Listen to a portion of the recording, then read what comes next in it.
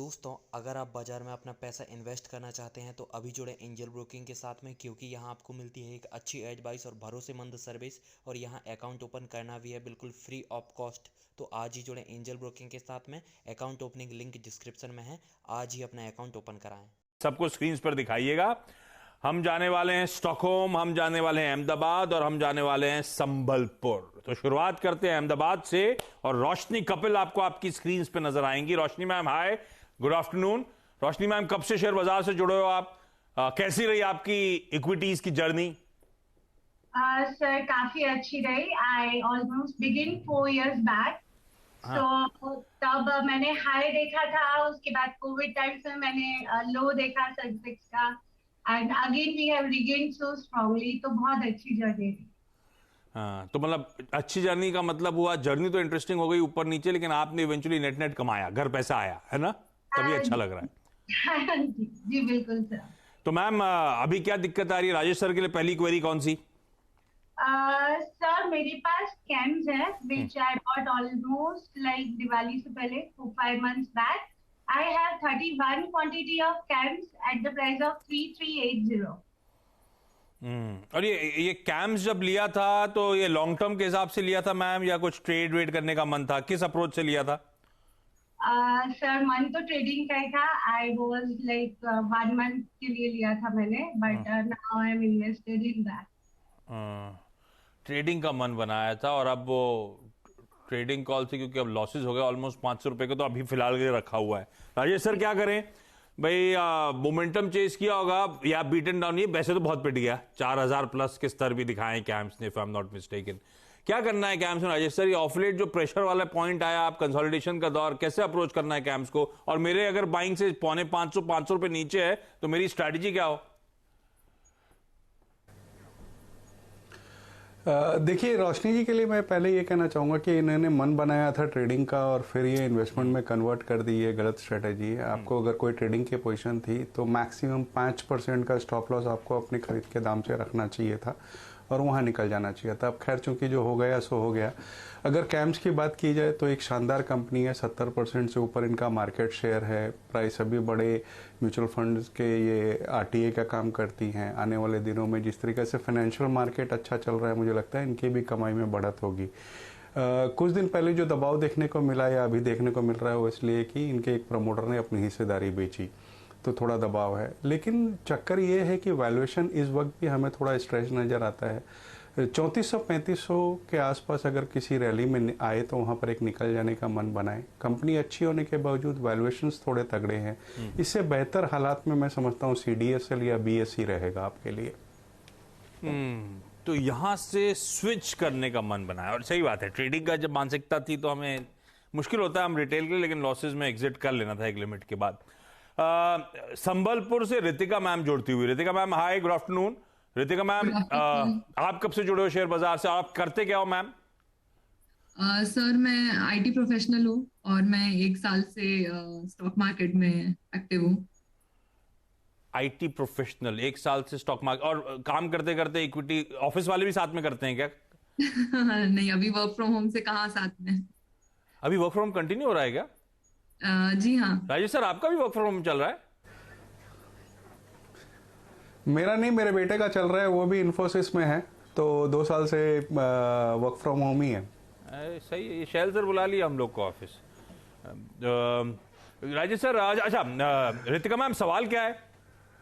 हाँ, तो मेरा पहला सवाल है कि मैंने मेट्रो ब्रांड के 60 शेयर्स लिए थे दिसंबर में जब IPO लिस्टिंग हुई थी। हाँ। तो करंटली मेरा 6000 प्रॉफिट पे है, तो क्या मुझे अभी ये प्रॉफिट लेके निकल जाना चाहिए या फिर आई शुड होल्ड? ये बाकी कंपनी IT स्टॉक पे दाव नहीं लगाया? IT इंडस्ट्री को बिलोंग करते हो आप? कोई पसंद नहीं आती क्या? लगाया है ना, इन्फोसिस पे लगाया है। आप इन्फोसिस के लिए काम करते हो क्या? इन्फोसिस पे मैं काम करती थी 3 years बैक। ये आपकी भी सैलरी बढ़ी क्या? सुनने में आया IT वालों की 1 साल में 3-3, 4-4 बार सैलरी बढ़ गई। इतनी डिमांड है आप लोगों की? नहीं। राजेश सर, आपके लड़के की बढ़ी क्या? 30 साल में 3 बार बढ़ता है। जी बिल्कुल सही कह रहे हैं, बिल्कुल सही कह रहे हैं। कई सही कह रहे हैं आपने, 2-3 बार हो चुका है।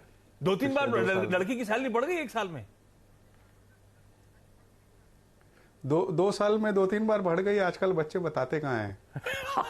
आप रख लेंगे आधा, इसलिए बता नहीं रहे होंगे वो लोग। अच्छा, रितिका मैम, सवाल क्या है?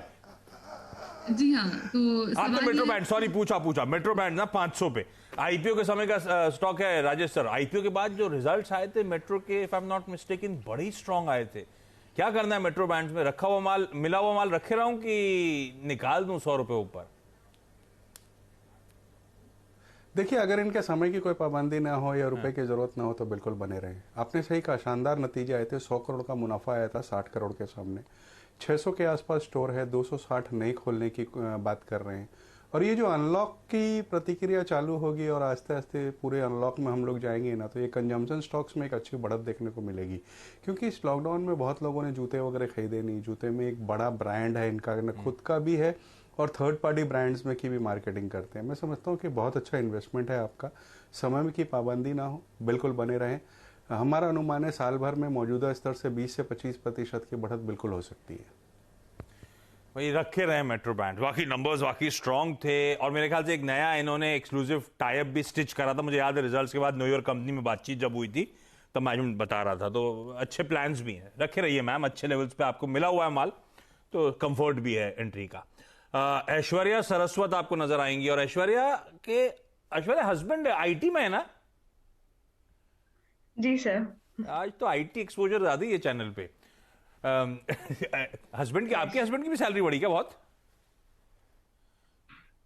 सर अगर बढ़ती तो मैं और इन्वेस्ट कर देती, तो शायद बताया नहीं होगा। अच्छा, ऐश्वर्या से मैं जानता इसलिए कि ऐश्वर्या से पहले भी हमारी मुलाकात हो चुकी है। आप लोग जो देख रहे होंगे चैनल, याद होगा आप लोगों को। ऐश्वर्या, कौन सा स्टॉक? सर पहले तो मैं बताना चाहूंगी, मेरे बर्थडे मॉर्निंग है, तो आज स्टार्ट सीएनबी से हुई है, तो आई गेस ऑल पूरा साल अच्छा जाएगा। बर्थडे मॉर्निंग है आज? आज आपकी बर्थडे है? जी सर। अरे, हम सब जी की सर। तरफ से आपको जन्मदिन की बहुत बहुत शुभकामनाएं। Thank you so much sir. मेरा क्वेश्चन जो है वो आईटी कंपनी है हैप्पीएस्ट माइंड, उसी के लिए है।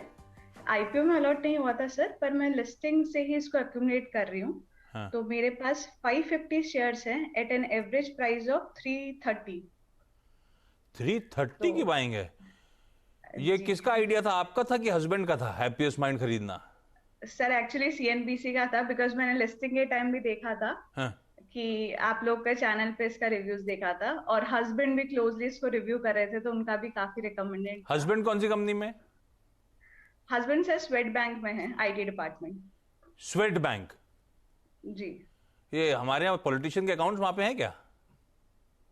सर वो डिस्क्लोज नहीं कर सकते। अच्छा, पता है मतलब। ठीक है। अच्छा भाई, ये जो पैसा लगाया है हैप्पीएस्ट माइंड ऐश्वर्या ने, राजेश सर, ये तो बड़े, तो इसमें पूछना क्या है? प्रॉफिट बुक करना है कि रखे रहो, ऐसा पूछ रहे हो क्या? नहीं सर, एट प्रेजेंट लेवल मैं पूछना चाहती हूँ कि अगर लॉन्ग टर्म 2 to 4 years अगर मैं और इन्वेस्ट करना चाहती हूँ इसमें, तो अभी वेट करना चाहिए, और can I take it now? वो 330 वाली तो कहानी खत्म हो गई, वो तो रखे रही है, वो तो आपका बड़ा हाँ सर, कंफर्ट आ वो गया। तो। Rajesh sir, fresh addition Mindtree में, सॉरी हैप्पीएस्ट माइंड और खरीदना चाहिए क्या 2-3 साल के टाइम होराइजन के लिए? आशीष जी, पहले तो ऐश्वर्या जी को जन्मदिन की बहुत बहुत बधाई। और हैप्पीएस्ट माइंड ने जैसे इस Thank तरह you, से आपको sir. हैप्पी किया है, ईश्वर करे आपको आगे भी ये हैप्पी मिलता रहे, हैप्पीनेस। और जहाँ तक हैप्पीएस्ट माइंड का सवाल है, नतीजे शानदार आए थे। आगे आने वाले दिनों में भी ये ग्रोथ की बातें कर रहे हैं। आर्टिफिशियल इंटेलिजेंस, ब्लॉकचेन वगैरह से जो नए बजट में अनाउंसमेंट वगैरह हुई है, उससे भी इनको फ़ायदा मिलने वाला है। कंपनी के तीसरी तिमाही के नतीजे भी अच्छे आए थे। लेकिन नया निवेश अगर आपको करना हो तो मैं कहूँगा कि इससे बेहतर आप आईटी में ही अगर करना हो तो टेक महिंद्रा या इन्फोसिस की तरफ ध्यान दें। तो क्या है, थोड़ा सा आपका डाइवर्सिफिकेशन भी हो जाएगा। एक ही कंपनी में सारे पैसे नहीं रहेंगे और 2-3 कंपनियों में रहेगा और आईटी में ही रहेगा। और मैं समझता हूँ वैल्यूएशन उनके बहुत ज़्यादा बेहतर हैं, खास करके इन्फोसिस और टेक महिंद्रा के। ठीक है, ये कॉल आता हुआ मेरे पास समय खत्म हो गया, क्योंकि एफएम साहिबा का भी एक चंक सुनाना है मुझे। ऐश्वर्या, रोशनी, रितिका, आप सबका बहुत बहुत धन्यवाद वक्त निकालने के लिए। राजेश सर, आपका भी बहुत दिनों बाद दर्शन हुए, थैंक यू जुड़ने के लिए। अरे, जाने से पहले आप बताओ, आपने वो पुष्पा देखी नहीं देखी? राजेश सर, आपने मेरा ट्विटर नहीं देखा शायद, मैंने लिखा है कि डार्क सर्कल्स देख के आशिक समझे क्या। आशिक नहीं, रिसर्च एनालिस्ट है मैं, ऑब्वियसली पुष्पा का ही है ना। देखिए मैंने आप ही जाके लाइक कर रहा हूँ, देखी ना। मैं तुझे देखने देख लिए सर, बहुत दिन हो गए देख। चलिए fact it was nice movie. अच्छी, बहुत शुरू में लगा पता नहीं क्या देखने बैठ गया, लेकिन देखते देखते अच्छी लगी, वाकई बहुत अच्छी मूवी है। Rajesh sir thank you so much जुड़ने के लिए। क्विकली छोटी प्रोड्यूसर डायरेक्टर साहब निकाल के लिया कहीं से फुटेज, ये ऑलरेडी रेडी था क्या आपके पास? चलिए क्विकली छोटा सा ब्रेक के उस पार FM साहिबा से आपको रूबरू कराऊं।